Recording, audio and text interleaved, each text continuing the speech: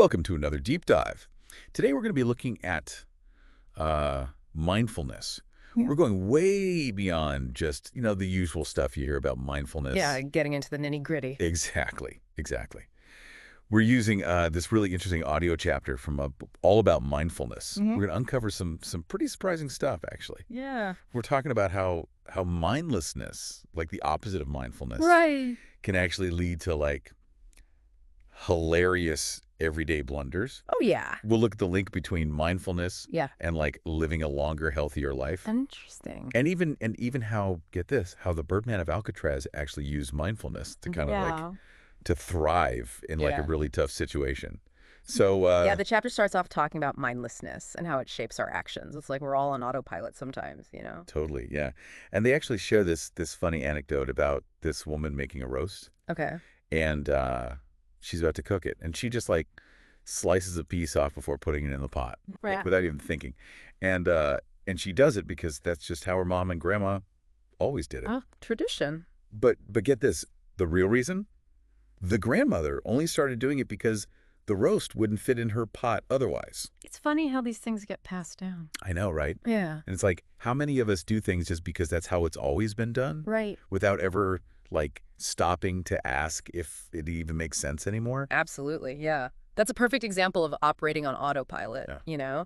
just going through the motions, Yeah. no real awareness. Like, think about your own life. Are Yeah. there any routines or habits you do simply because that's how you've always done them?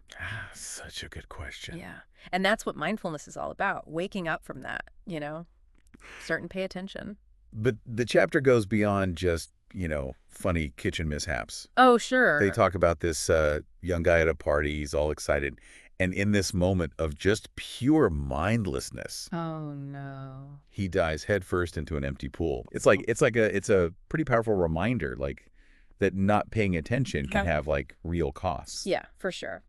And speaking of costs, the chapter really dives into how mindlessness can impact us negatively.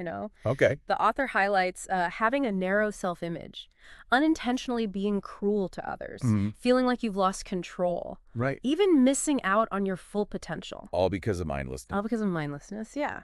So let's break those down a little bit. I'm kind of curious about this whole narrow self-image thing. Yeah. What is that all about? So the author gives this example of a housewife. Her whole identity is wrapped up in her husband and his needs. She's totally defined by that one role. It's not that being a devoted wife is a bad thing. Right, of course not. But the point is, defining yourself too rigidly can make you vulnerable. Mindfulness helps us see all those different parts of ourselves. Okay. We're partners, we're friends, we're employees, Right. maybe we're parents. Hopefully we have some hobbies too. Yeah, exactly. We have hobbies. We're not just one thing. So then how does mindlessness lead to this unintended cruelty? Right. That sounds kind of scary. It is a little bit scary. This is where the author brings in the Milgram experiment. Have you heard of that? I have. So basically, they told these regular people to give electric shocks to another person. Right? And the shocks were supposed to get stronger and stronger. And a lot of these people actually went along with it. It's really disturbing. It is disturbing, even though they thought they might be hurting the other person. And all because like an authority figure was telling them to. Yeah, it shows how easily we can slip into mindless behavior, even when it could really hurt someone else. Yeah. It's a big wake-up call. Okay, and then what about this feeling of losing control? Oh, yeah. Is there a way mindfulness can help with that? Absolutely. The author talks about these studies on learned helplessness in rats. They gave these rats electric shocks that they couldn't escape. And after a while, the rats just gave up, even when they could have escaped. Wow. It's powerful because it shows that even repeated failures can make us feel powerless. Yeah. Even in situations where we might actually have control. Have you ever felt stuck because of something that happened in the past? Yeah, for sure. Maybe you hesitated to try something new because you thought, oh, I'm just going to fail again. Yeah, absolutely. Mindfulness can help us recognize those mental traps. So it sounds like all this talk about the downsides of mindlessness could get kind of depressing. Yeah. But the chapter also highlights how mindfulness can help us unlock our potential, Right. even in really difficult situations. They even talk about the Birdman of Alcatraz. Yeah. This guy was in prison for life. Yeah. But instead of giving up, he focused on learning about and caring for birds. That's amazing. He found a way to be mindful in a place where you wouldn't think it was possible. Yeah. It shows us that mindfulness isn't about our external circumstances. Right. It's about where we choose to put our attention. So we've talked a lot about mindlessness. Yeah.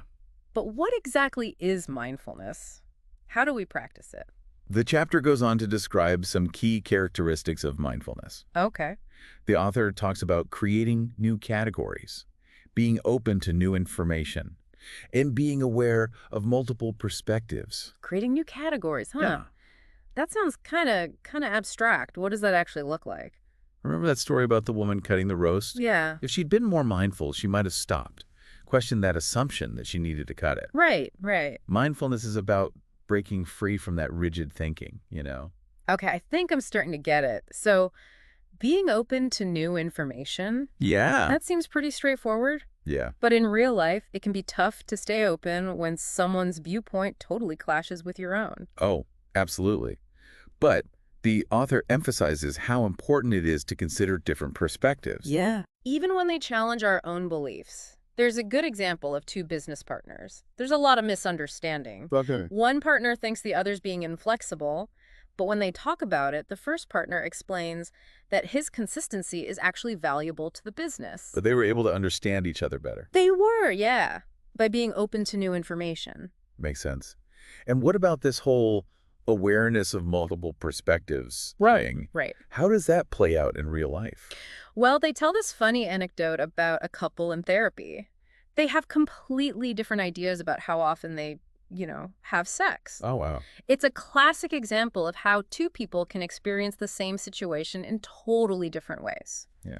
Mindfulness helps us recognize that. There are multiple valid viewpoints. Right. Understanding that can reduce conflict, Mm. make us more empathetic. Instead of getting stuck in that my way or the highway mentality, Yeah. you can start to see things from other people's perspectives. This is all so insightful. Yeah. But we need to take a quick break. Okay. When we come back, we'll explore even more surprising effects of mindfulness, including how it can, totally change the way we think about aging. Don't go anywhere. Welcome back. Before the break, we were talking about this awareness of multiple perspectives. Right. And that actually leads perfectly into this next part on mindful aging. Okay. The author really emphasizes how our mindset about getting older can, hugely impact our experience. It's like we need to, rewrite the whole script on aging, right? Exactly. Ditch those outdated stereotypes Yeah. and embrace all the good stuff that comes with experience and wisdom. Totally. And there's actually research to back this up. The author describes this one study that looked at older adults, Okay. and it found that the ones who had positive relationships with their grandparents when they were younger Interesting. actually adjusted better to aging themselves. Wow. So those early impressions really stick with us. They do. And they shape our views for years to come. Yeah, they kind of build that framework. That makes sense. Speaking of things we carry with us, the chapter also talks about memory loss, which a lot of people just see as an inevitable part of aging. Right. Does mindfulness have anything to say about that? Well, it's not like magic, but mindfulness helps create the right conditions for our brains to thrive. Hmm. The author talks about this study done in a nursing home where residents were given increasingly challenging mental tasks. Okay. And they were actually rewarded for their successes. And get this, the residents who did this showed actual improvements in memory, alertness, and even their overall health Wow. compared to those who didn't. So it's about giving our brains a reason to stay sharp. Yeah, it's about challenging them, Yeah. not just accepting that decline is a given. I love that. It goes beyond just memory, too. The chapter also revisits that concept of learned helplessness, that feeling of being powerless that can kind of creep in after, repeated failures. Right. We touched on that earlier with the rat studies. But how does learned helplessness tie into aging specifically? Well, as we get older, we might face more physical limitations or experience losses. And if we get stuck in that mindset of I can't do this anymore or I'm too old for that, Right. we might stop trying altogether. We might become overly reliant on other people, even when we're perfectly capable of doing things for It's ourselves. like we create a self-fulfilling prophecy. Exactly. We think we can't do something, so we don't even try, and then that just reinforces the belief that we're incapable. And the author actually points out that this cycle can be made even worse by well-intentioned people trying to help. Oh, interesting. They show the story about a woman who refused to buy tongs for her sister in a nursing home Okay. because she was afraid her sister would hurt her back if she used them. So trying to protect her. Yeah, exactly. But it's a good example of how, like, too much help can actually make things worse. It's a powerful reminder that real care means, like, empowering people to maintain their independence and dignity. Absolutely. It's not about taking away their ability to do things for themselves. Exactly. And that's where mindfulness comes in. It's about recognizing these patterns, challenging those limiting beliefs, Mhm. and making conscious choices to do things that foster a sense of, competence and control. So it's not just about thinking differently, it's about actually taking action. Yeah, putting those mindful insights into practice. Okay, and that brings us to another point the chapter makes, this idea of process orientation. Right. Can you remind me what that means again? Sure. A process orientation is all about focusing on the journey, not just the destination. Okay. It's about enjoying each step along the way, Yeah. the challenges, Hmm. the learning experiences, Okay. instead of getting all hung up on the outcome. I could definitely see how that would reduce stress. Right.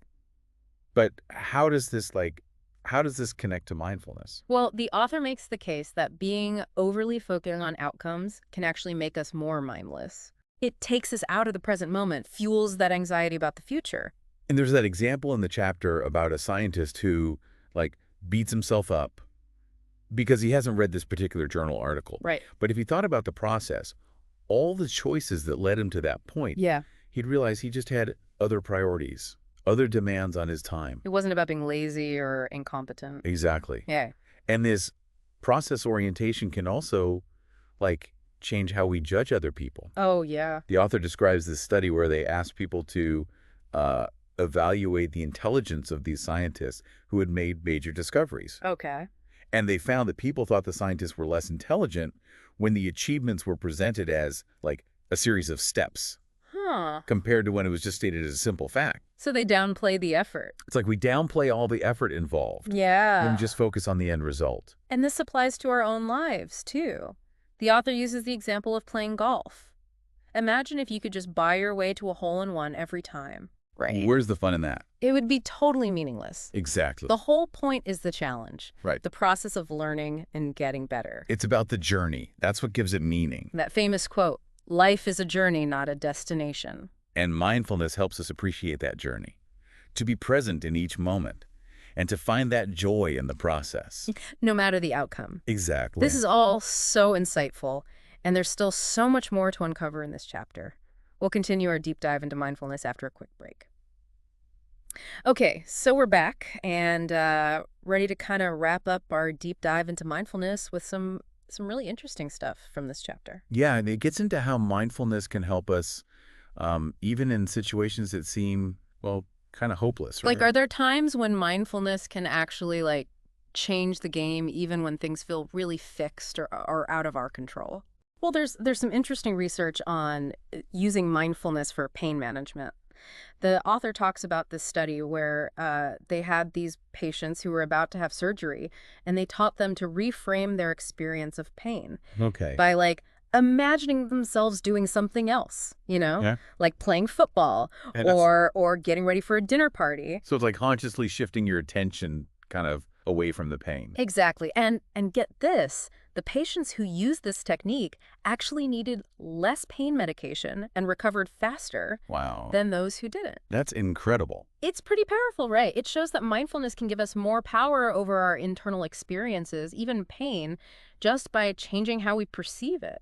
It's like we have like more control over our inner world than we realize. Totally. And that control extends beyond just, physical sensations. The author brings up the Birdman of Alcatraz again. Okay, yeah. This guy serving a life sentence in one of the toughest prisons, right? Yeah. He could have easily just given in to despair. Yeah. But instead, he found purpose and even peace by studying and caring for birds. It's such a powerful reminder that we always have a choice in how we respond to our circumstances. Right. Even when those circumstances are really difficult. Exactly.